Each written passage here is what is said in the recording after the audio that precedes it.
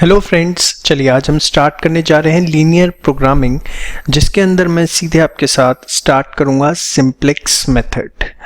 आइए एक क्वेश्चन की हेल्प से पूरा का पूरा सिंप्लेक्स मेथड समझते हैं कि एग्जैक्टली होता क्या है। जो इसके बेसिक ग्राफिकल मेथड होता है उससे क्वेश्चन आने के बीकॉम लेवल पे चांसेस एकदम नेग्लिजिबल होते हैं। उससे क्वेश्चन मैं कहूँ या तो आता ही नहीं है। मेन आपका सिंप्लेक्स मेथड है जो आपको करना है, तो हम उसी पे सीधे अपनी डिस्कशन कर रहे हैं। आइए एक क्वेश्चन हमारे सामने है, इससे पूरा का पूरा सिंप्लेक्स मेथड हम समझते हैं कि किस तरीके से सिंप्लेक्स मेथड से लीनियर प्रोग्रामिंग की प्रॉब्लम सॉल्व की जाती है। ये वीडियो सीए फाइनल के students, CMA students, CA students सब अपने रिस्पेक्टिव कोर्स के लिए रेफर कर सकते हैं। सिंप्लेक्स मेथड ऑब्वियसली सब में सेम है, ठीक है। आइए, a firm make chairs and tables. Firm जो है दो तरह के प्रोडक्ट बनाती है, chair and table. Profits are ₹20 per chair and ₹30 पर टेबल। दोनों प्रोडक्ट जो है वो 3 मशीन से प्रोसेस होते हैं, M1, M2 और M3 से। The time required for each product in hours and the total time available in hours per week on each machine are as follow. देखिए, मशीन M1 जो है चेयर में 3 hours देती है और टेबल में 3 hours. M2 5 hours, 2 hours, 2 hours, 6 hours. इसका available time total 36 है, इसका 50 और इसका 60 आवर्स, ठीक है। तो कितने हम चेयर टेबल बना सकते हैं टू मैक्सिमाइज द प्रॉफिट। ध्यान से देखिए अगर मैं सबसे सिंपल वर्ड्स में बोलूं, आप क्या करो, जिस साइड भी आपको लिमिटिंग फैक्टर गिवन है, लिमिटिंग फैक्टर क्या है आपके पास, मशीन आवर्स। अगर मैं बात करूं तो जो चीज हमारे पास लिमिटेड है वो है मशीन आवर्स। आप सबसे पहले इस चीज को समझिए और आपको प्रॉफिट्स क्या करने हैं, मैक्सिमम। हम मानते हैं let the number of units of chair be X and of table B Y, कि X चेयर की हम X यूनिट बना रहे हैं और टेबल की हम Y यूनिट्स बना रहे हैं। तो देखिए सीधा सीधा होता है और उसमें भी ना आपको दिमाग नहीं लगाना।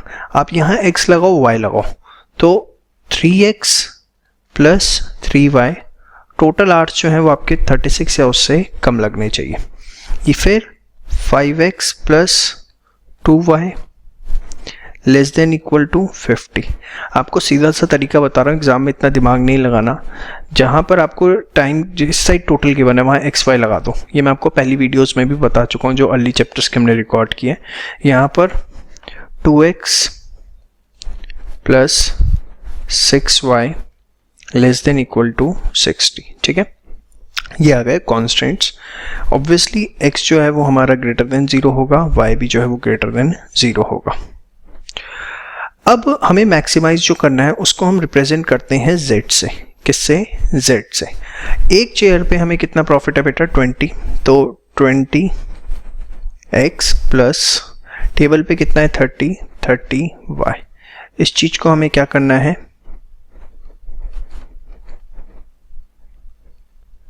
मैक्सिमाइज। क्या करना है हमें इस चीज को, मैक्सिमाइज। चलिए अब किस तरीके से इसको सॉल्व किया जाता है उसके ऊपर यूजिंग सिंप्लेक्स मेथड डिस्कशन करते हैं।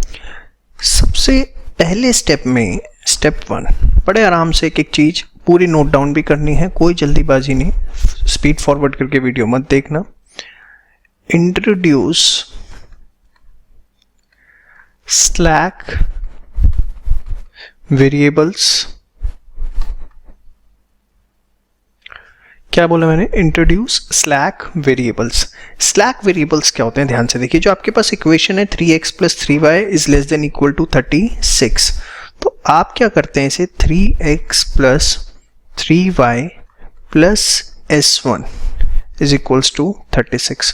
जो इन इक्वालिटीज में थी लेस देन इक्वल टू में आपके पास इक्वेशन, तो हमने उसे इक्वालिटी में कन्वर्ट किया, इक्वल टू किया और साथ में क्या लगा दिया, S1। ऐसे ही अगली के लिए S2, 5X plus 2Y plus S2 is equals to 50। फिर हमारे पास है 2x plus 6y, 2x plus 6y plus s3 is equals to what, again 60। तो ये हमारे पास आ गए slack variables s1, s2 and s3, जिसमें मैं आपको ऑलरेडी बता चुका हूँ x की वैल्यू, y की वैल्यू, s1, s2, s3, इनकी वैल्यू 0 या 0 से बड़ी होगी। ठीक है, अब ये जो अपने स्लैक वेरिएबल्स इंट्रोड्यूस किए हैं, यही हम अपने मैक्सिमाइजेशन वाले फंक्शन में भी ले आते हैं, which was 20x plus 30y, 20x plus 30y। But ये इफेक्ट ना हो इसलिए हम इसको 0s1 0 के साथ लेके आते हैं, 0s2 0s3, 0 0 का मतलब वो 0 ही रहेगा। तो अल्टीमेट फंक्शन मेरा वही है 20x प्लस 30y। यहाँ 0 इसलिए नहीं लगाया था क्योंकि लेस देन इक्वल टू को मैं इक्वल टू में कन्वर्ट कर रहा हूँ, इसलिए मैंने 1s1 लिया, s2 लिया, s3 लिया। तो सबसे पहला है slack variable s1, s2, s3 introduce करने, कैसे वो मैंने आपको सिखा दिया। अब हमें नेक्स्ट स्टेप में बनानी है सिंप्लेक्स टेबल। तो आइए बेसिक सिंप्लेक्स टेबल हम सेट करते हैं स्टेप 2 में। बड़े आराम से रिलैक्स होकर चीज़ों को समझिएगा, कोई जल्दीबाजी नहीं है। सबसे पहले मैंने लिखा CJ, ध्यान से देखिए एक एक चीज़। फिर मैंने लिखना है बेसिक वेरिएबल, ये एक सेट फॉर्मेट में गाड़ी हमारी आगे बढ़ेगी। फिर हमने लिखा सॉल्यूशन। ठीक है, अब ध्यान से देखिए, बेसिक सबसे पहले CJ के अंदर आपको लिख देना है 0 0 0। बेसिक वेरिएबल्स आपके पास है S1, जो स्लैक्स हैं वो आपके बेसिक वेरिएबल है। सॉल्यूशन में आपको 36, 50 और 60 जो आंसर है वो लिखना है 36 इक्वेशन का, 50 एंड 60। ठीक है, ये एक्चुअली क्या है, अगर हम x और y की वैल्यू 0 0 रख दे तो s1 कितना आता है 36, ऐसे यहाँ 0 0 रखें s2 50, तो ये वो है s1, s2 और s3। इसके बाद जो आपने ये z 20 30 0 0 0 0 बनाया था, इसको आपको लिखना है कैसे, देखिए 20 30 0 0 0, जिसमें ये था आपका x, ये था आपका y, ये था S1 और ये था S2 और ये था आपका S3। अब यहाँ पर 3 3 1 0 0, ये क्या है, देखिए ये इक्वेशन x के साथ कोफिशिएंट क्या था 3, y के साथ क्या था 3, s1 के साथ क्या था 1, s2 s3 थे नहीं इसमें, तो वो हमने क्या कर दिया 0 0। ऐसे यहाँ x के साथ क्या है 5, यहाँ पर 2, s1 नहीं है तो 0, ये 1 और ये 0। सेम वे यहाँ 2 6 0 0 1। तो ये हमारी एक इनिशियल बेसिक सिंप्लेक्स टेबल जो है वो तैयार हो चुकी है। होपफुली यहाँ तक आपको कोई डाउट नहीं है। अब हमें जो नेक्स्ट चीज़ निकालनी है दैट इज ZJ। ZJ क्या होता है, CJ इंटू इसलिए 0 इंटू 36 कितना होगा 0, 0 इंटू 50 0, 0 इंटू 60 0। मतलब इन दोनों को आपस में मल्टीप्लाई करके हमें प्लस करना है, तो ये सारे मल्टीप्लाई होंगे तो 0 आ रहा है। बेटा ऐसे देखो 0 इंटू 36, फिर मैं प्लस कर रहा हूँ 0 इंटू 50, फिर प्लस कर रहा हूँ 0 इंटू 60, तो ये अल्टीमेटली सारे ही 0 आ रहे हैं। ऐसे 0 into 3 plus 0 into 5 plus 0 into 2, तो ये भी हमारा क्या आ रहा है 0। तो आप देखोगे क्योंकि ये तीनों 0 हैं तो ये सारे के सारे ही बेशरम 0 आ जाएंगे। होपफुली यहाँ तक आपको कोई डाउट नहीं है। इसके बाद हम निकालेंगे CJ minus ZJ। CJ minus ZJ इसमें नहीं निकलेगा फर्स्ट में, यहाँ पर देखिए CJ आपका यहाँ पर ये है 20, ZJ आपने कितना निकाला 0, तो 20 minus 0 20, 30 minus 0 30, 0 minus 0 0, 0 minus 0 0, 0 minus 0 0। तो ये आ गया आपका CJ माइनस ZJ। जो CJ माइनस ZJ आया है, if every element of CJ minus ZJ is 0 और negative only then solution is optimum, तभी जो है वो सॉल्यूशन ऑप्टिमम है। बट यहाँ पे तो सारे के सारे पॉजिटिव आ गए, इसका मतलब सॉल्यूशन ऑप्टिमम नहीं। ठीक है, मैं सारी चीज़ें थ्योरी में भी लिख रहा हूँ ताकि बाद में आपको दिक्कत ना हो। In the table 1 Cj minus Zj have positive values, therefore solution is not optimum। जो solution है बेटा वो optimum नहीं है। तो क्या करेंगे हम निकालेंगे अब रेशो। क्या निकालनी है? रेशो। अब ये क्या होती है सर, ये रेशो किस तरीके से निकलेगी, आइए उसके ऊपर बात करते हैं। जो आपका Cj माइनस Zj में हाईएस्ट वैल्यू है, क्या दिख रही है बेटा? 30 दिख रही है। अब आप क्या करोगे, जो आपको Cj माइनस Zj में हाईएस्ट वैल्यू दिख रही है दैट इज 30, इसको आप बना लोगे अपना की कॉलम। क्या बन गया ये आपका की कॉलम। Find ratio. अब इसके लिए मैंने क्या किया, सिलेक्ट की कॉलम, इट विल बी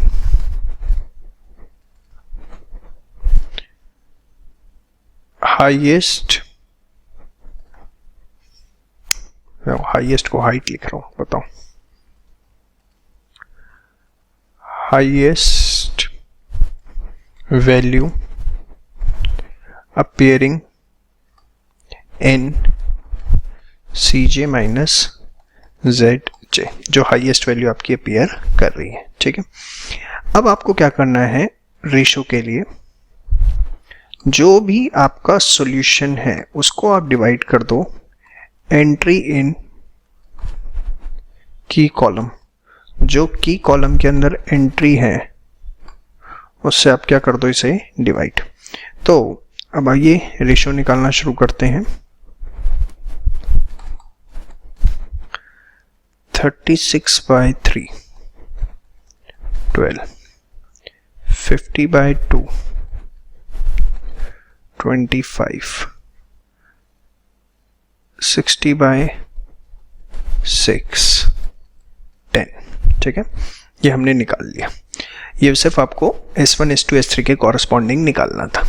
अब इसके बाद जो ये रेशो निकाला है इसका यूज क्या है, देखिए, select minimum ratio, that is यहां पर वो क्या है आपकी 10। मिनिमम रेशो आपको सिलेक्ट करनी है जो कि आपकी 10 है, दिख रहा है। तो ये जो आपका 6 है, इसके जो कॉरस्पॉन्डिंग आपका 6 आपको दिख रहा है, ये बन जाएगा हमारा की एलिमेंट। ये जो 6 है ये हमारा क्या बन गया, की एलिमेंट, और ये हमारी बन गई पूरी की पूरी की रो। ध्यान से देखिए, 10,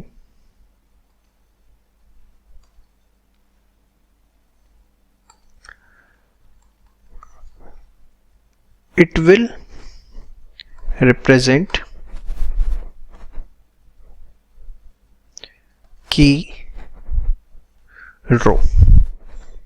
ठीक है, और दूसरी चीज इंटरसेक्शन पॉइंट ऑफ की कॉलम एंड की रो विल बी, क्या होगा बताओ, की एलिमेंट। बहुत ही बढ़िया। तो यहां तक आप एक की एलिमेंट निकाल चुके हैं, दैट इज 6। की रो आपके पास है, सॉरी की कॉलम आपके पास है और की रो आपके पास है, एज वेल एज की एलिमेंट। अब हमें बेटा बनानी है next simplex table, that is the step 3। बस ये लास्ट है, अगर आप इसको सही से समझ गए ना तो आपको कोई दिक्कत नहीं आएगी। होपफुली यहाँ तक आपको सारी बातें मेरी समझ में आ चुकी हैं। एक बार आप रिवाइज कर लें, नोट्स जरूर बहुत अच्छे से बनाएं ताकि बार बार आपको वीडियो ना देखनी पड़े, सिर्फ नोट्स पढ़ के ही रिवाइज हो जाए। अब नेक्स्ट सिंप्लेक्स टेबल कैसे बनेगी? देखो ऊपर वाली चीज़ें तो वही रहेंगी, CJ, उसके बाद आपका बेसिक वेरिएबल, सॉल्यूशन, इधर आपका 20, 30, 0, 0, 0, इधर का सब कुछ same, x, y, S1, S2, S3, very good. Basic variable में S1, S2, S3 नहीं लिखना। देखो जो आपका की एलिमेंट है ना बेटा, इसके कॉरस्पॉन्डिंग जो वेरिएबल है y एंड उसका जो CJ वैल्यू है 30, that will be replaced by this. ये अब इससे रिप्लेस हो जाएगी। जो आपका क्या बोलते हैं, यहां पर की एलिमेंट के कॉरस्पॉन्डिंग जो आप ये देख पा रहे हैं क्या, 30 एंड y, इसके और यहां पर भी आप देख पा रहे हैं दैट इज 0 एंड S3, ये अब आपस में रिप्लेस हो जाएंगे। रिप्लेस किस तरीके से होंगे आइए बात करते हैं। यहां पर आपका अब आएगा y और यहां CJ में आएगा 30, बाकी आपके 0 0 रहेंगे, उसमें हमें कोई दिक्कत नहीं है। समझ में आया क्या किया? क्या किया है? इन न्यू सिंप्लेक्स टेबल, नई सिंप्लेक्स टेबल में हमने बेसिक वेरिएबल जो है corresponding to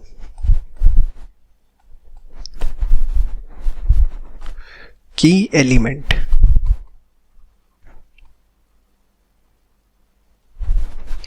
is replaced by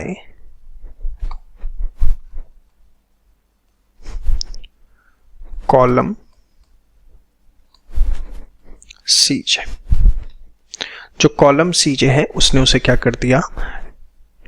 replace कर दिया। समझ में आया? अब सॉल्यूशन किस तरीके से निकालना है, ये किस तरीके से टेबल फिल होगी इसकी बात करते हैं। जो आपका की एलिमेंट आया है, की एलिमेंट आप देख रहे हैं क्या आया है 6। सबसे पहले आप जो की रो थी आपकी उसको बनाएंगे, और वो कैसे बनाएंगे? एलिमेंट्स ऑफ की रो में जो एलिमेंट्स हैं उसको आप डिवाइड करोगे की एलिमेंट से। तो जैसे यहां पर आपका था 60 by 6, कितना हो गया? 10। फिर इसके बाद 2 by 6 कितना हो गया? 1 by 3। यहाँ पे 6 by 6 कितना हो गया? 1। फिर यहाँ पर 0 by 6 वही 0 0 और यहाँ पर 1 by 6। होपफुली यहाँ तक आपको मेरी सारी बात क्लियर है और किसी भी तरीके का कोई डाउट नहीं होना चाहिए। बड़े आराम से रिलैक्स होके हम सारी चीज़ें समझ रहे हैं। थोड़ा सा टॉपिक कॉम्प्लिकेटेड होना शुरू हो जाएगा, अभी तक कुछ नहीं हुआ अगर लग रहा है तो बेशर्मो पहले ही बता दूं यहाँ पर। अब ये तो आपने की रो भरी, अब हम बात करेंगे नॉन की रो, ये कैसे फिल करनी है इसके ऊपर अब हम अपनी बात करने जा रहे हैं। बड़े ध्यान से देखिएगा कि नॉन की रो को फिल करने का हमारे पास क्या फॉर्मूला होता है। देखिए वैसे तो इसका एक बड़ा डिटेल फॉर्मूला होता है, लेकिन मैं आपको एक शॉर्टकट बता रहा हूँ एग्जाम में ताकि आपका फटाफट क्वेश्चन हो सके। क्या करना है बेटा, देखो ये 36 3 3 1 0 0 है ना, इसको आप लिख लो फटाफट। मैं यहाँ निकाल रहा हूँ जी जी, हाँ 36,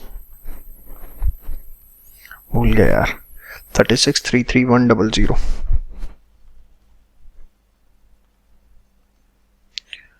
36 फिर भूल गया 3 3 3 3 1 0 0। ठीक है, इसको मैं यहां पर एक लाइन डाल लेता हूं। अगली वाली लिख लो 55 2 55 2, इसके बाद है 0 1 0 0 1 0। इतना तो आपको समझ में आया, कुछ नहीं किया यार, रो नोट डाउन कर ली। हाँ या ना, ओल्ड नॉन की रो लिखी है अभी मैंने,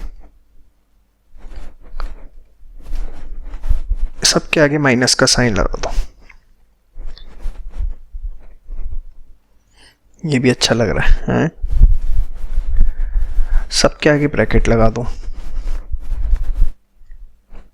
शुरू।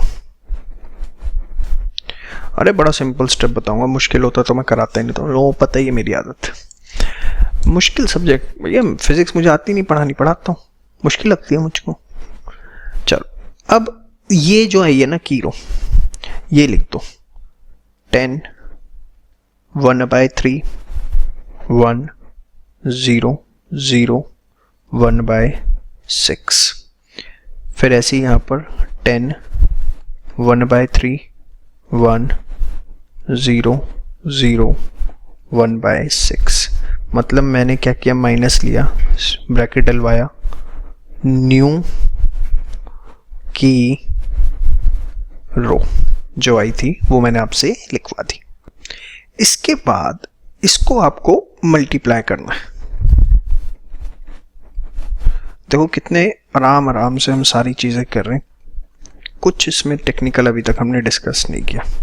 क्या किया, कुछ भी तो नहीं किया, ओल्ड नॉन की रो लिख दी एक, इधर लिख दी दूसरी, माइनस कर दी क्या, जो न्यू की रो आई थी सब में से, मल्टीप्लाई का साइन, मतलब इसको मल्टीप्लाई करना है, किससे, किससे मल्टीप्लाई होगा, तो जो इसका की कॉलम था, आप की कॉलम देख रहे हैं, हाँ या ना, इसका एलिमेंट क्या था फर्स्ट वाले का 3, तो इसको सबको मल्टीप्लाई कर दो 3 से,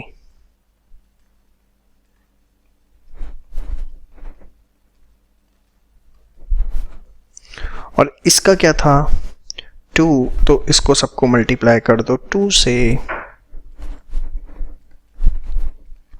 मतलब कि मल्टीप्लाई करना है किससे, की कॉलम एंट्री से, जो की कॉलम की एंट्री है।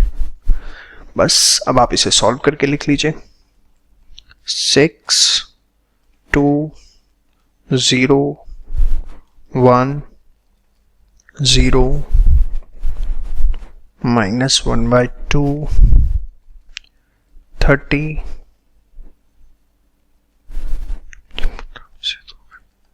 13/3 0 0 1 -1/3। तो एक बार मैं चेक कर लेता हूँ सारे ठीक है ना, लग तो सारे ठीक है। चलिए अब इसको हम नोट डाउन करते हैं यहाँ पर आराम आराम से, 6 6 2 0 1 0 -1/2, फिर 30 13/3 0 0 1 -1/3। तो ये आपका तैयार हो गया। अब आपको क्या निकालना है बेटा, ZJ। कैसे निकलेगा, this into this, this into this, 0 0 30 into 10, यहाँ कितना आ गया 300, 0 0 ये कितना आ जाएगा, इसको इंटू करेंगे आपस में तो 10, ये भी 0 30 0 0 0, ये सब 0, और यहाँ पर 13 to 1/6 आपका हो गया 5, बाकी ऊपर वाले 0 हो गए, ठीक है। फिर हमें क्या निकालना है बेटा, CJ - ZJ। अब 20 20 - 10, ओहो फिर आ गया पॉजिटिव पेज, फिर 30 - 30 0 0 0, और ये आ गया -5। अब एक पॉजिटिव बच गया है और सबसे बड़ा भी यही है, तो अगेन वही मेरे पुराने स्टेप्स अब स्टार्ट हो जाएंगे। तो होपफुली सबसे पहले आपको यहां तक समझ में आ चुका है कि मैं कर क्या रहा हूं एग्जैक्टली। ये 10 मेरी हाईएस्ट। अब मेरे स्टेप्स दोबारा से यहाँ से रिपीट होने शुरू हो जाएंगे। If every element of C J minus Z J is zero और negative only then solution is optimum, ये मैंने आपको बताया था। तो यहाँ पर एक पॉजिटिव है तो सॉल्यूशन अभी ऑप्टिमम नहीं है। अब मुझे फिर अगेन क्या निकालनी है बेटा, रेशो कैसे निकलेगी, सॉल्यूशन डिवाइडेड बाय दिस, तो 6/2 3, 30 डिवाइड बाय 13/3 तो 90/13, फिर 10 डिवाइड बाय 10 डिवाइड बाय 1/3 कितना हो गया 30। तो अब हमारी जो लीस्ट रेशियो है उसको हम सिलेक्ट करेंगे, दैट इज 3। तो हमारे पास ये जो है 33 ये वाली लाइन क्या आ गई, की रो, और ये हमारे पास ऑलरेडी की कॉलम आ चुका है। ठीक है, अब अगेन सेम स्टेप्स जो सिंप्लेक्स टेबल को बनाने के लिए स्टेप 1 से स्टेप 2 किया था, उसी वे से हम स्टेप 2 से स्टेप 3 पे जाके अपनी टेबल बनाएंगे। तो आइए नेक्स्ट सिंप्लेक्स टेबल की तैयारी करें। स्टेप 4,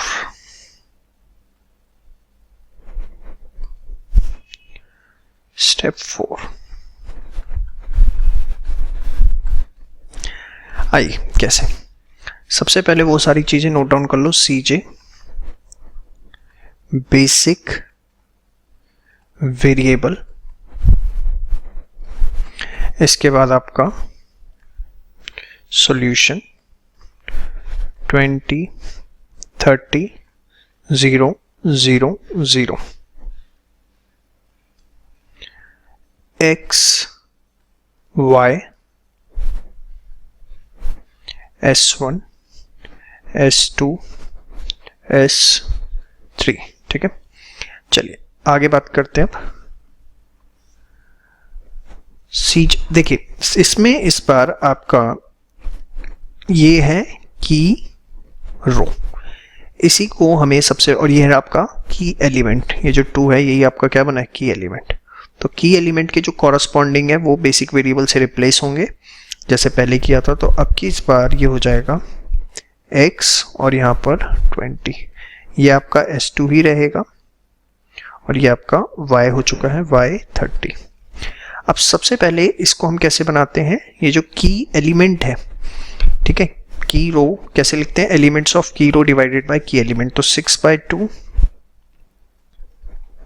कितना 3, आपकी अंडरस्टैंडिंग के लिए ऐसे लिख रहा हूँ, एग्जाम में लिखने की जरूरत नहीं है।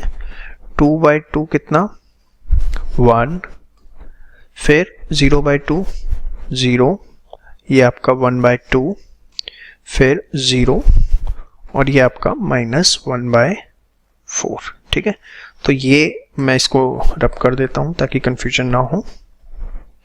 उसी तरीके से मैं सारी चीज़ें बना रहा हूँ जैसे आपको सिखाई गई थी। एक बार बेशक आप पुरानी वाली सिंप्लेक्स टेबल अच्छे से देख लीजिए। क्या किया मैंने, जो भी की रो थी उसको की एलिमेंट से डिवाइड कर दिया। अब मुझे क्या बनाना है, नॉन की रोज। तो उसके लिए फिर अगेन वही तरीका, बीच में एक लाइन डाल लेते हैं हम। क्या करेंगे, इन सबको नोट डाउन कर दूं, 30 30 13/3 0 0 1 -1/3। thereafter here 10 1/3 1 0 10 1/3 1 0 1 0 10 1/3 1 0 0 1/6 0 1/6। अब इसमें से हम माइनस करते हैं सब में से, हाँ या ना, और साथ में क्या लगाते हैं, एक ब्रैकेट। अब ये जो ब्रैकेट है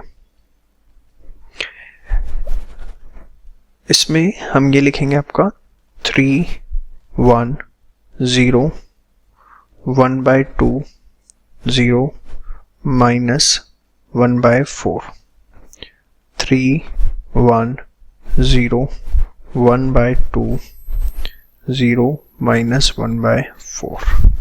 ठीक है, याद आ रहा है ना फॉर्मूला? हाँ, ओल्ड नॉन की रो माइनस न्यू की रो। ठीक है, इनटू में की कॉलम एंट्री।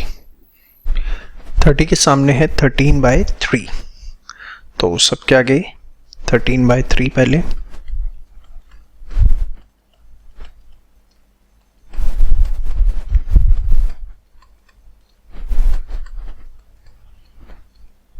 ठीक है। इसके बाद 10 के आगे, इसके आगे सबके आगे 1/3 है, तो 1/3।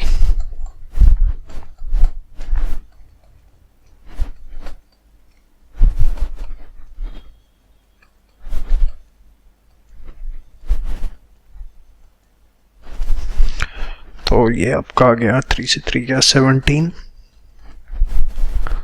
0 0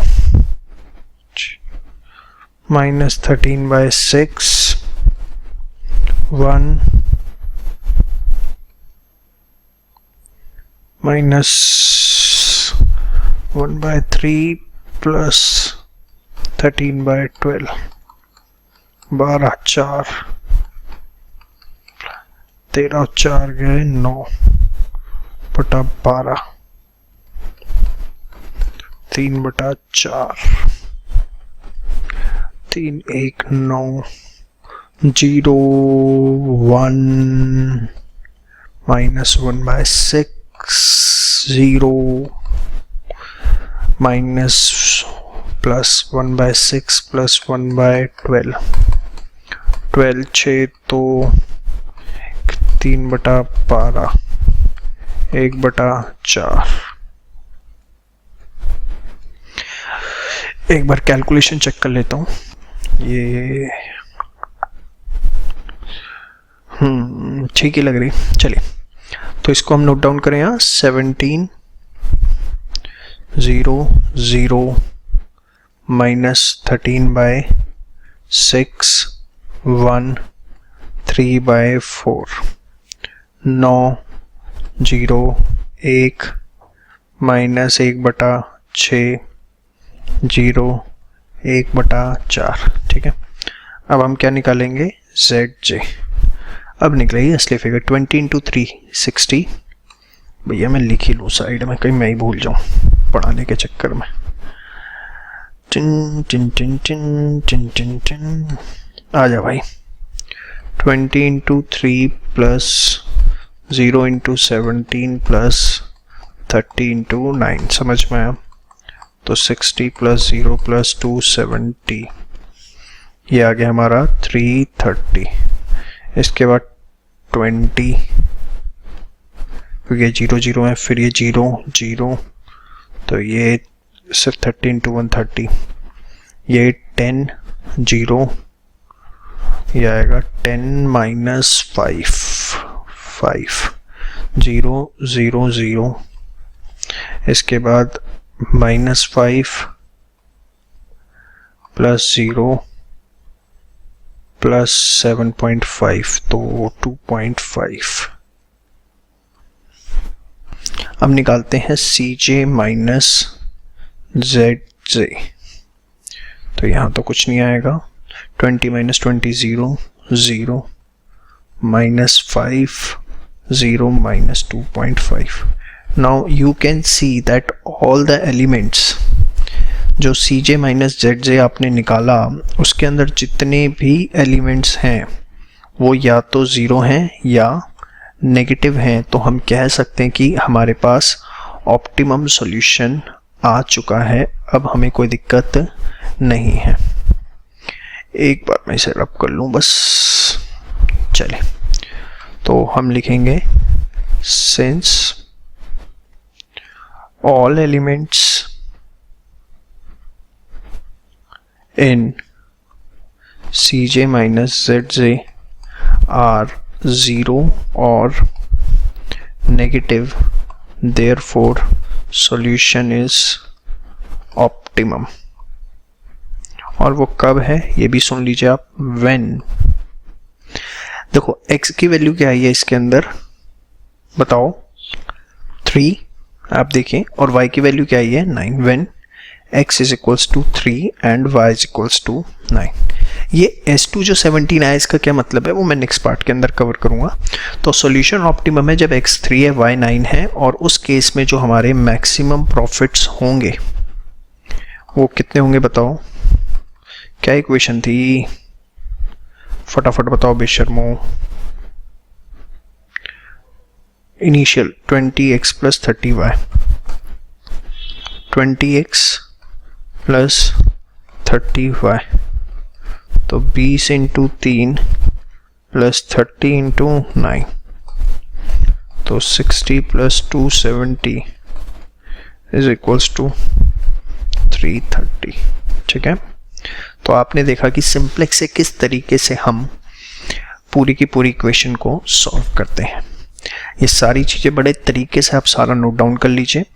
ठीक है, एक आधा क्वेश्चन अपनी जो भी रिस्पेक्टिव बुक्स है उससे और प्रैक्टिस कर लीजिए, इस पर आपकी कमांड आ जाएगी, और सारे स्टेप्स आप एक दो बार रिवाइज कर लेंगे तो आपको कोई दिक्कत नहीं आएगी। आई होप जिस एक्सपेक्टेशन के साथ आपने इस वीडियो को देखना शुरू किया था वो एक्सपेक्टेशन आपकी पूरी हो रही है, और जो भी कॉन्सेप्ट्स आप क्लियर करना चाहते थे, जिस टॉपिक में आप कमांड चाहते थे अपने रिस्पेक्टिव एग्जाम के लिए, वो आप इस वीडियो के थ्रू फुलफिल कर पा रहे हैं। यहाँ मैं आपको एक छोटी सी इन्फॉर्मेशन देना चाहूँगा कि हमारे सभी पेड कोर्सेज जो हैं वो आपके रिस्पेक्टिव एग्जाम्स के अवेलेबल हैं ऑन द वेबसाइट escholars.in, जिसका लिंक भी आपको डिस्क्रिप्शन में प्रोवाइड किया गया है। I will just request you कि आप सोचिए कि फ्री कॉन्टेंट में अगर इतना दम है तो पेड कॉन्टेंट में हमने क्या क्या चीज़ें आपको दे रखी होंगी। एक बार आप जाके हमारी वेबसाइट ज़रूर विजिट करें escholars.in, और आप विश्वास मानिए नर्सरी के स्कूल से भी कम फीस पर हमने आपको वीडियो लेक्चर्स जो है आपके एग्जाम के लिए प्रोवाइड करवा रखे हैं, and much of premium quality. Thank you so much. हम देखने जा रहे हैं कि किस तरह से इस पे थ्योरी क्वेश्चंस पूछे जा सकते हैं और उन्हें हमें कैसे आंसर करना है। तो देखिए क्वेश्चन मैंने आपके सामने लिया हुआ है, इसी तरह का क्वेश्चन आपके एग्जाम में जनरली आता है। Given below is the simplex table for a maximization type of linear programming problem. ठीक है, एक हमारे पास सिंप्लेक्स टेबल है, नीचे दिख रही है हमें CJ basic variable solution 3400 x1 x2 s1 s2। Yes, answer the following question with reasons. तो ठीक है, पहले हम इसे एक बार सॉल्व कर लें सिंप्लेक्स टेबल को जो हमारे पास गिवन है। आइए, तो वही तरीका अपना लिख लेते हैं एक बार, CJ बेसिक वेरिएबल सॉल्यूशन, उसके बाद यहाँ पर 3400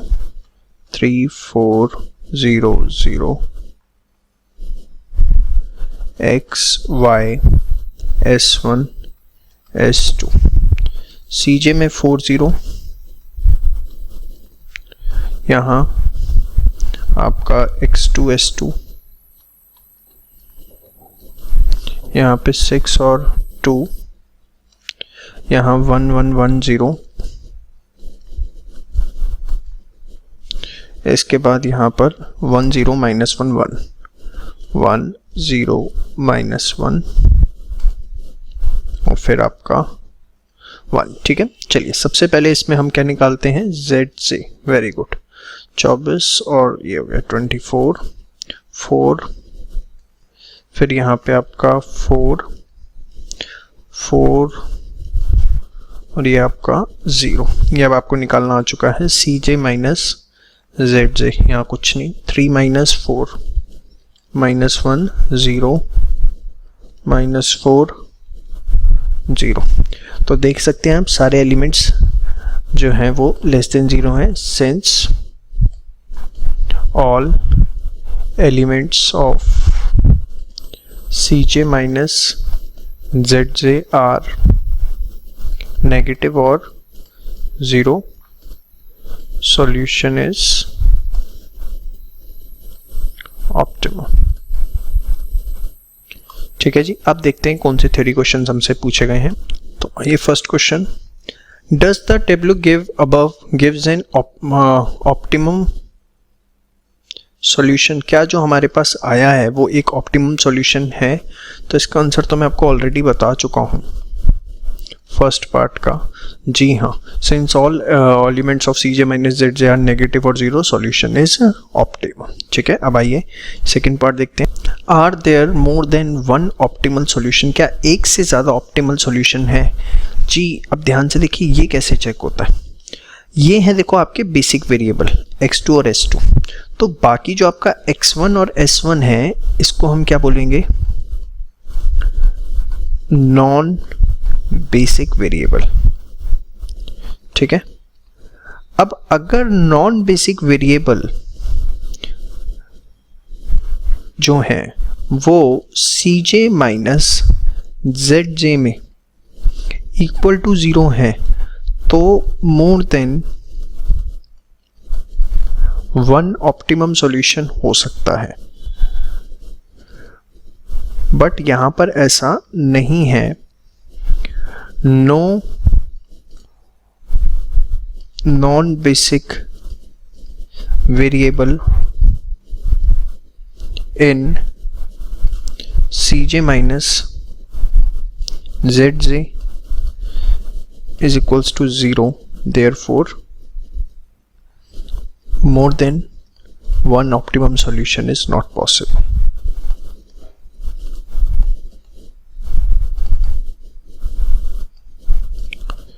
समझ में आया? पॉसिबल ही नहीं। समझ में आ रहा है आपको? अगर Cj माइनस Zj में x1 और x1 0 हैं तो एक से ज़्यादा ऑप्टिमम सॉल्यूशन हो सकते हैं, बट यहाँ नहीं है तो यहाँ पॉसिबल नहीं है। आइए थर्ड क्वेश्चन देखते हैं। इज दिस सॉल्यूशन डीजेनरेट, क्या ये एक घटिया सॉल्यूशन है? देखो, अगर आप इस चीज़ को समझिए जो मैं आपको बताने जा रहा हूँ, अगर बेसिक वेरिएबल का सॉल्यूशन 0 आ जाता तो मैं कहता कि ये डीजेनरेट है। Since none of basic variable has solution equal to 0, therefore solution does not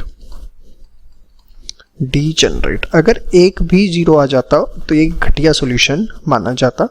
समझ में आई बात? नेक्स्ट पार्ट देखते हैं।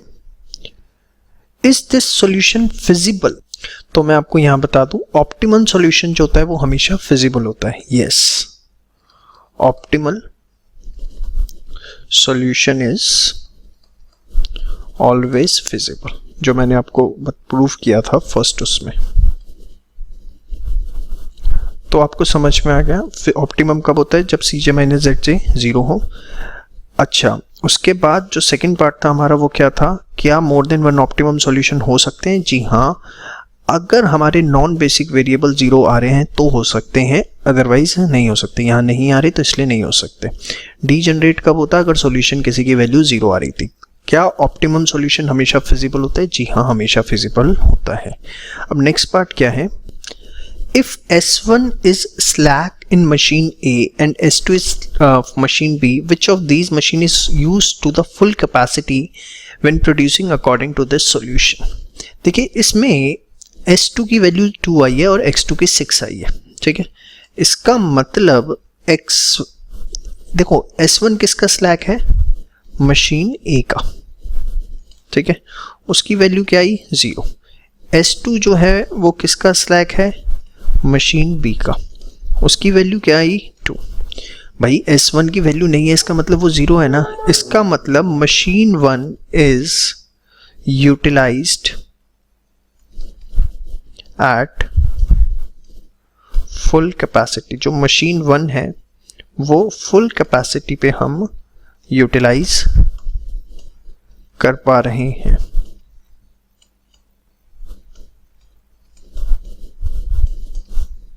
जबकि S2 के अभी भी हमारे पास 2 आवर्स बचे हुए हैं। नेक्स्ट देखिए, a customer would like to have 1 unit of product X1 and is willing to pay in excess of the normal price in order to get it.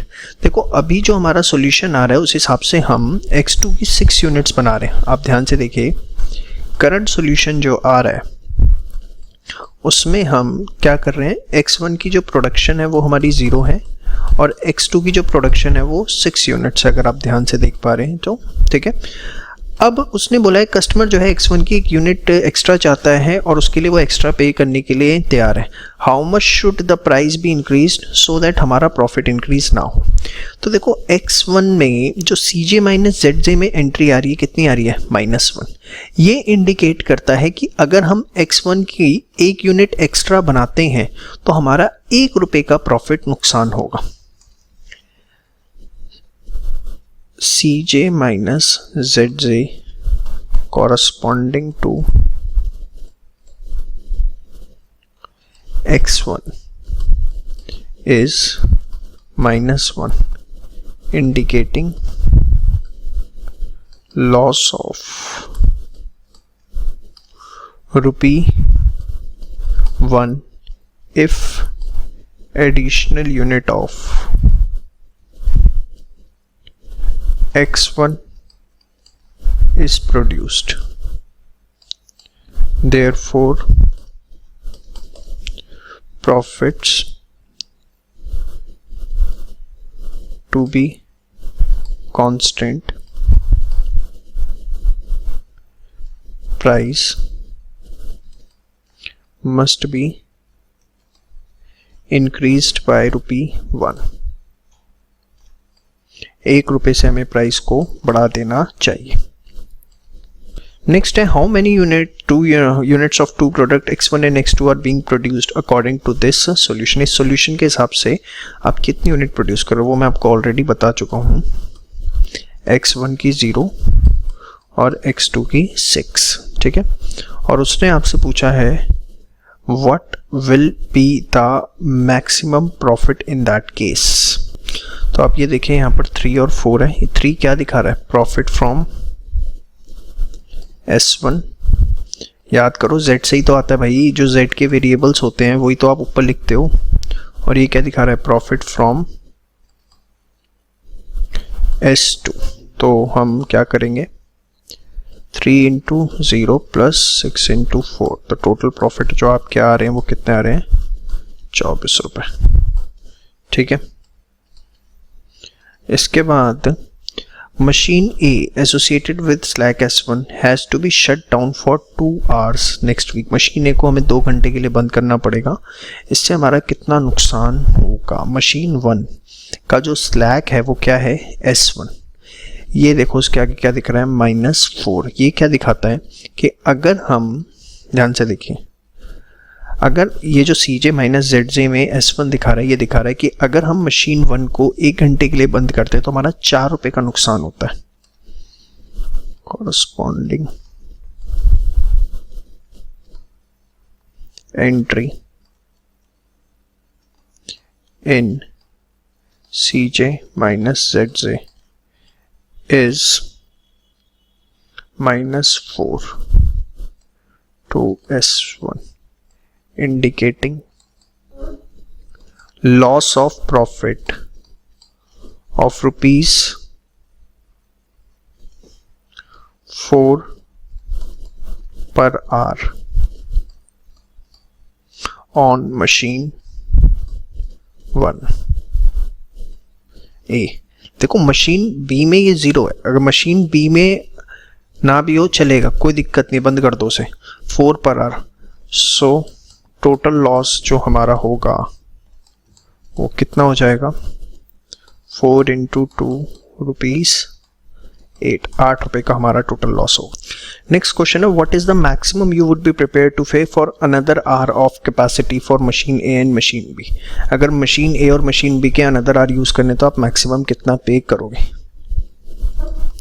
तो मशीन ए के लिए 4 पर आवर का loss है तो 4 रुपये ही पे करेंगे, और मशीन बी के लिए कोई लॉस नहीं है, उल्टा वो सरप्लस पड़ी हुई है तो हम कुछ भी पे नहीं करेंगे, ठीक है।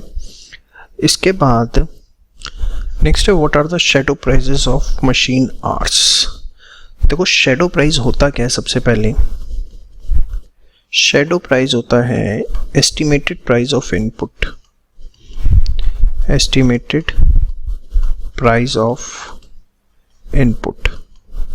तो यहाँ पर मशीन ए के लिए आपका एस्टीमेट अमाउंट कितना जा रहा है, 4 पर आवर, ठीक है। और मशीन बी के लिए आप पे सरप्लस है, तो कितना हो गया, 0 पर आवर, ठीक है जी।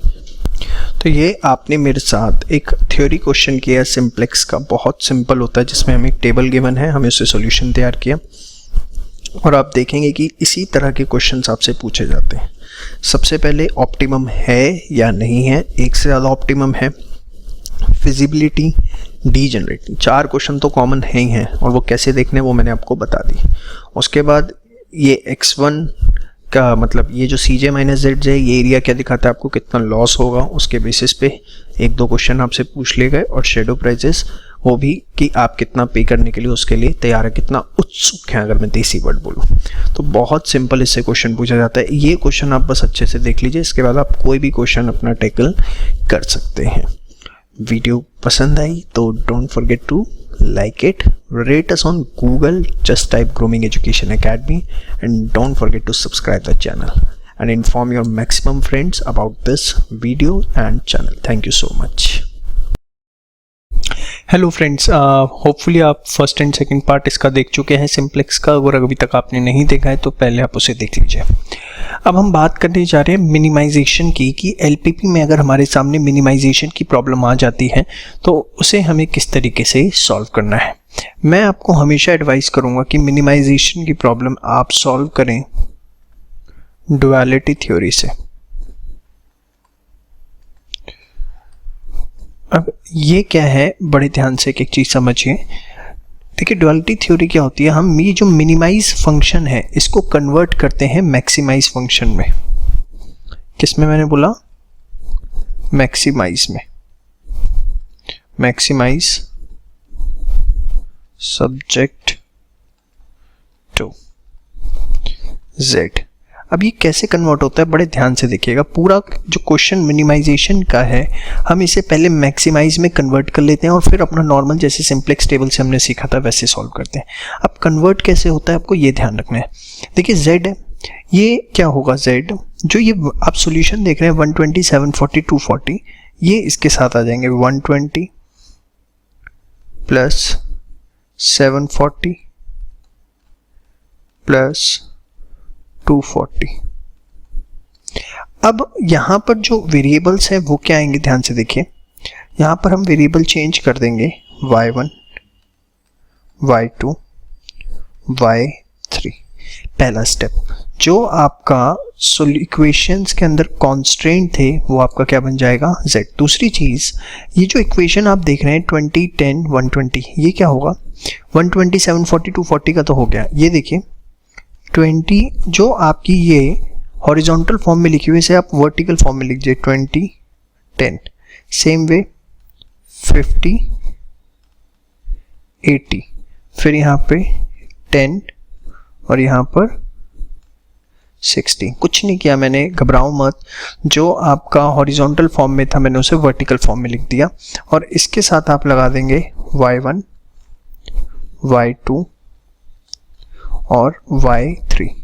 Same way y1, y2 and y3। क्या किया मैंने, क्यों घबरा रहे हो हैं बेशर्मो। 120, 740, 240 इसको z में लिख दिया, y1, y2, y3। जो हॉरिजॉन्टल था इसको वर्टिकल लिख दिया, y1 और इसके साथ y1, y2, y3, y1, y2, y3। Sign change हो जाएगा क्योंकि मैक्सिमाइजेशन प्रॉब्लम बन रही है। और जो z के साथ था वो यहाँ आ जाएगा। x1, x2 के वेरिएबल क्या थे, 1, 1।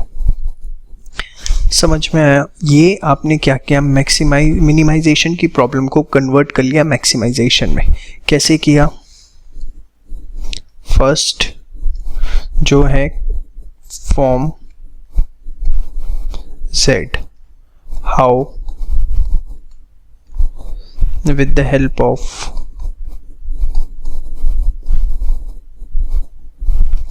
constraints given in equation।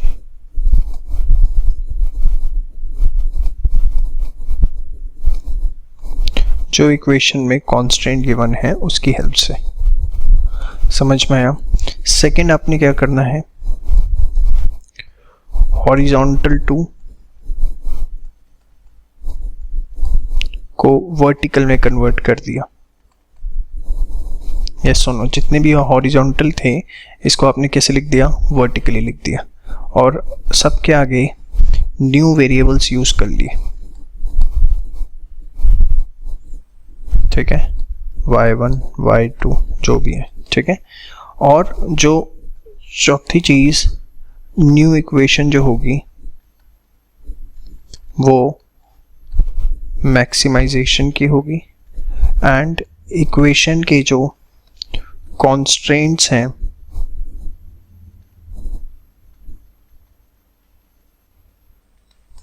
वो आपके हो जाएंगे z वाले, दैट इज x1 x2 के जो थे। समझ में आ रहा है या नहीं आ रहा? पक्का आ रहा है? एक और ले लूं ताकि आपको और अच्छे से समझ में आ जाए। ठीक है, सॉल्व मैं इसी को कर लूंगा। ठीक है, मैं एक और ले लेता हूं, रुको। चलो, आपके सामने क्वेश्चन है, बताओ इसे कैसे करोगे। मिनिमाइज, और ये दो कांस्टेंट आपके सामने, तो इसे क्या करना है हमें, मैक्सिमाइज। कैसे, जो z है ये चला जाएगा 20 प्लस 90। अब x और y की जगह मैं यूज कर रहा हूँ x1 और y1। ठीक है, ये आपको वर्टिकली आ जाएंगे 3 5 प्लस 5 8। ठीक है, यहाँ पर आपका लेस देन इक्वल टू जो इसके साथ है वो आ जाएगा 20 एंड 30। अब इसके साथ क्या लगा दोगे, x1 y1 x1 और y1, तो ये आपकी बन गई मैक्सिमाइज। तो बहुत सिंपल होता है, मैंने आपको जो तरीका बताया वैसे ही आपको इसे करना है। डुअलिटी थ्योरी से z से क्या बनाने हैं, पहले z बनाएंगे कैसे, with the help of constants, उसके बाद हॉरिजॉन्टल को वर्टिकली, फिर न्यू वेरिएबल्स इंट्रोड्यूस किए, और फिर न्यू इक्वेशन जो है वो मैक्सिमाइजेशन फॉर्म में होगी, और जो इक्वेशन के कॉन्स्टेंट्स हैं वो कैसे होंगे, वो आएंगे हमारे from the value of z।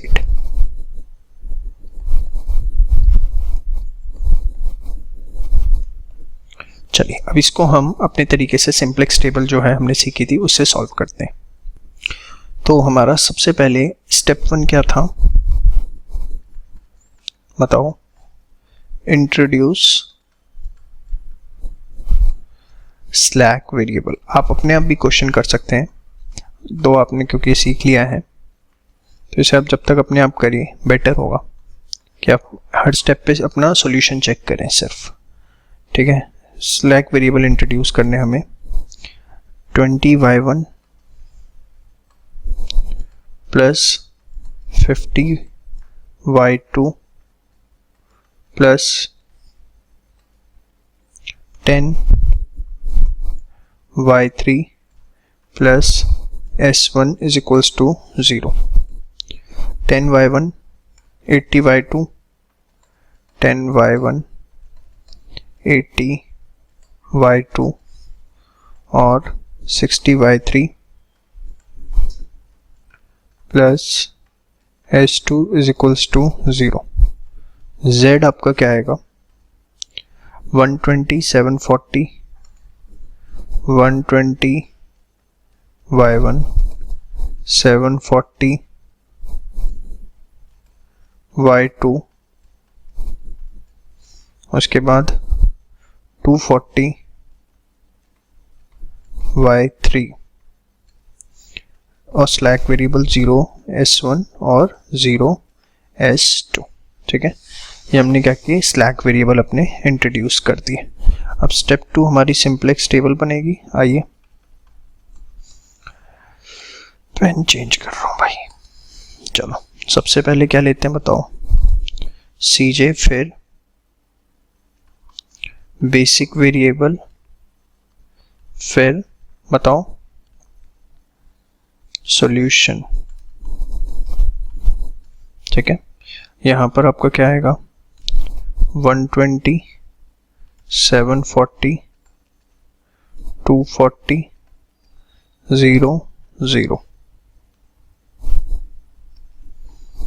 y1 y2 y3 s1 s2।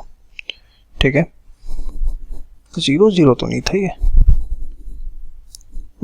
1 1 था, sorry, please make it correct. अच्छा आपने ठीक लिखा, मैंने गलत लिखा है, चलो कुछ नहीं होता, माफ कर दो। तो ये आपका आ गया। अब बेसिक वेरिएबल आप सीजे क्या आएंगे, 0 0, solution 1 1, basic variable s1 s2। ठीक है, और ये हम फिल करेंगे पूरा किस तरीके से, 20 50 10 1 0, याद आ रहा है ना, 10 80 60 0 1।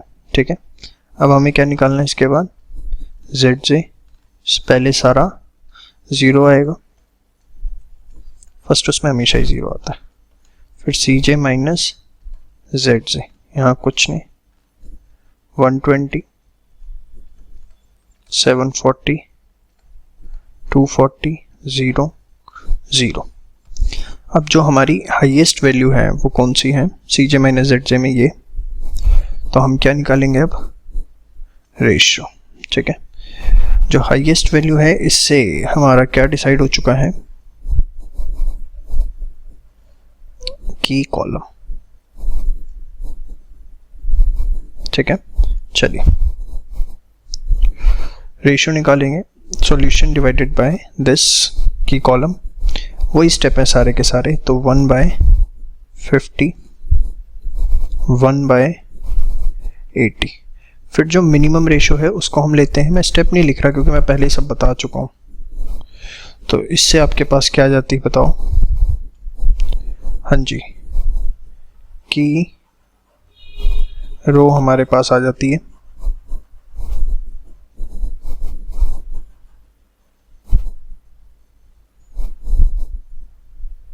ये हमारे पास क्या आ गई, की रो। ठीक है, ये भैया ताम झाम आप बना लेना अपने आप,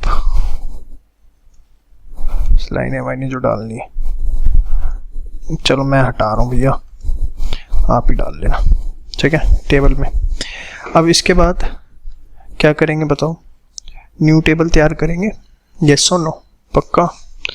तो इसमें सबसे पहले जो हमारा की एलिमेंट आया है वो क्या आया है, 80, की एलिमेंट इज 80। ठीक है, अब नई टेबल में cj बेसिक वेरिएबल, ठीक है, सॉल्यूशन, इधर आपका 120 740 240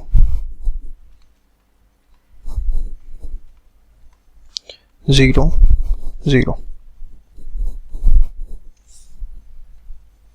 y1 y2 y3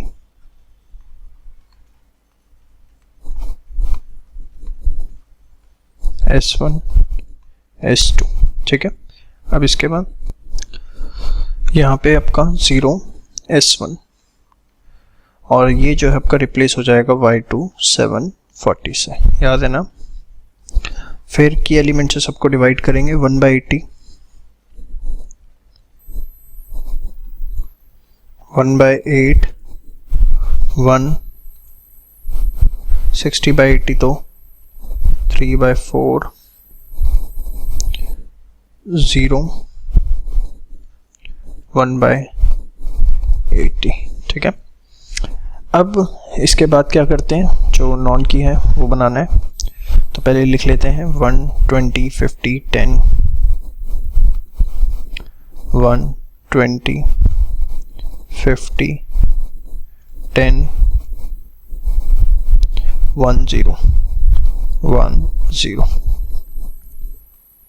माइनस अरे आ जाए भाई, क्यों दुखी कर रहा है। फिर इसको मल्टीप्लाई 1/80, 1/8, 1,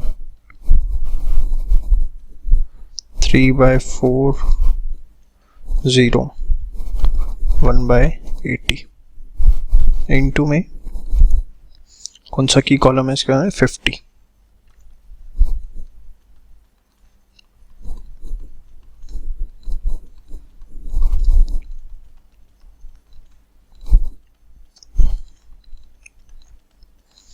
अब ये आपको याद हो जाना चाहिए सब कुछ अब तक। 3/8, 50/8, 160, 110, 0,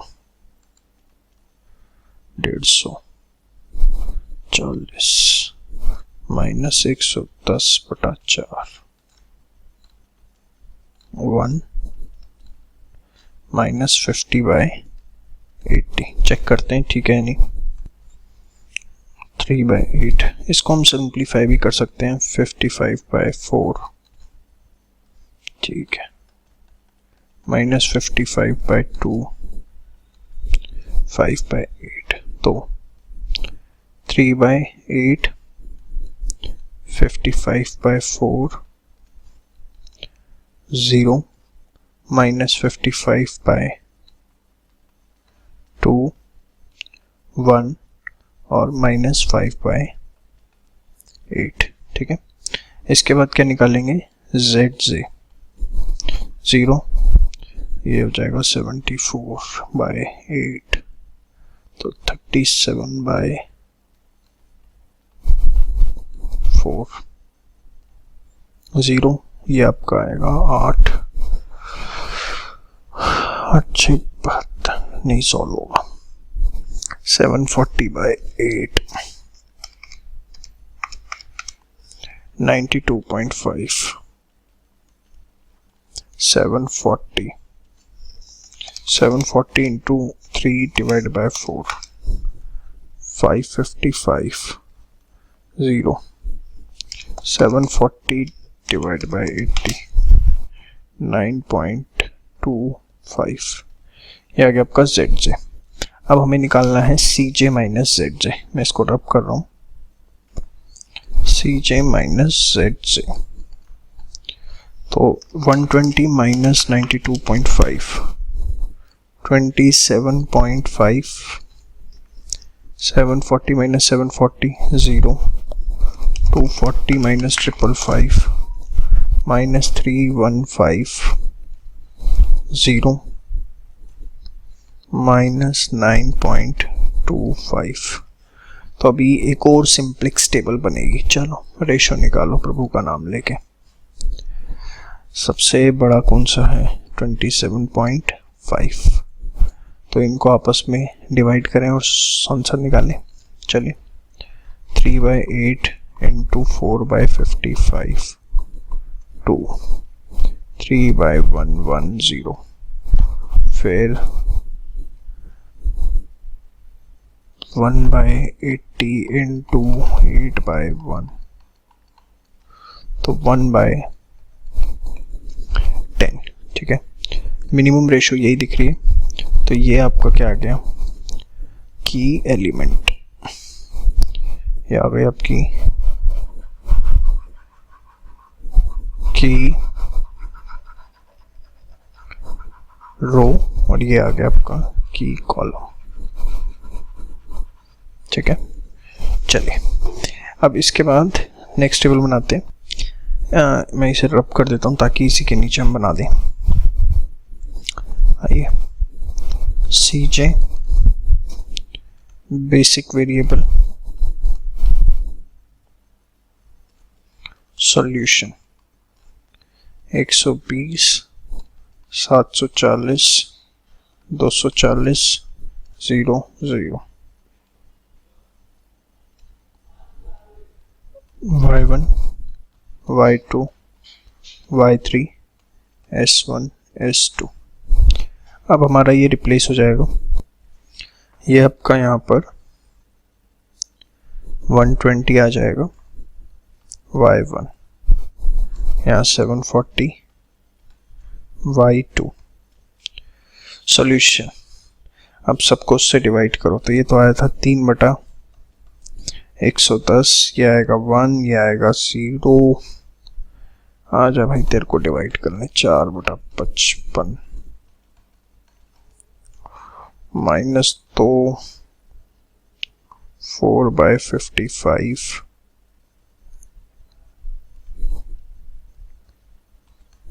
8 इंटू 4/55 2 11 माइनस 1/22। ठीक है,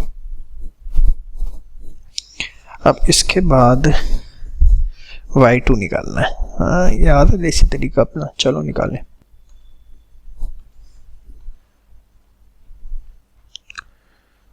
चलिए अब आप क्या करेंगे, सबसे पहले पुराने वाले लिख लीजिए, 1/80 1/8 1 3/4 0 1/80 माइनस 3/110 1 0 माइनस 2 4/55 1/22 इंटू, हाँ जी क्या इसके सामने देखो 1/8।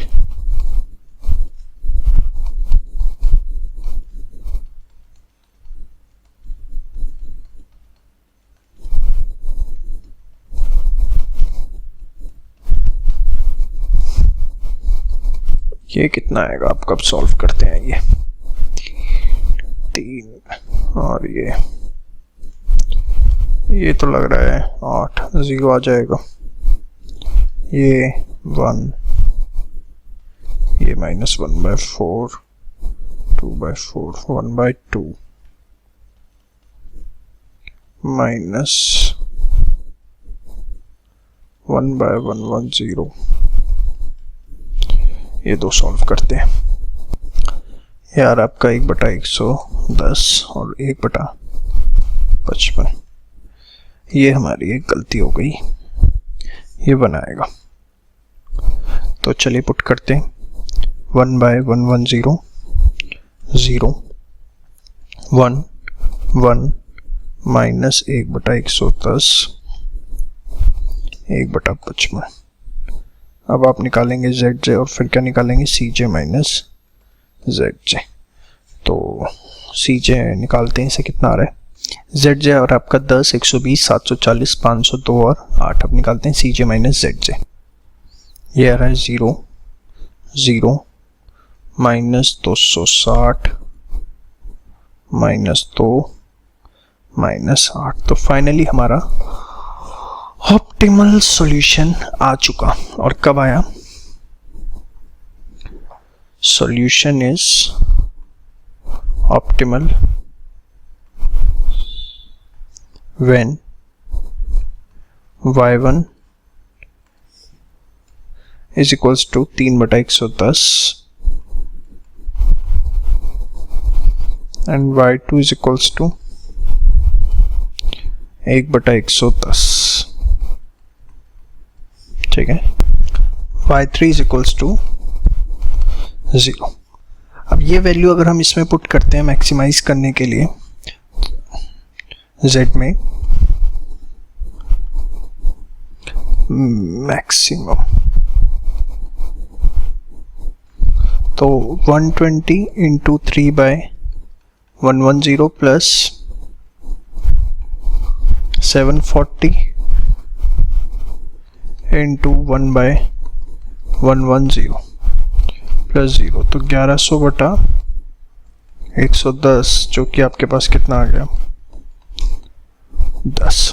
ठीक है, अब मिनिमम वैल्यूज मुझे अगर चाहिए तो उसके लिए देखो, ये जो आपकी टेबल आई है S1 और S2 के जो कॉरस्पॉन्डेंस आपको zj की वैल्यू दिख रही है, ये होगी minimum value x1 and x2 की। x1 is equals to 2 and x2 is equals to 8। या जिससे आप अपनी मिनिमम वैल्यू भी निकाल सकते हैं।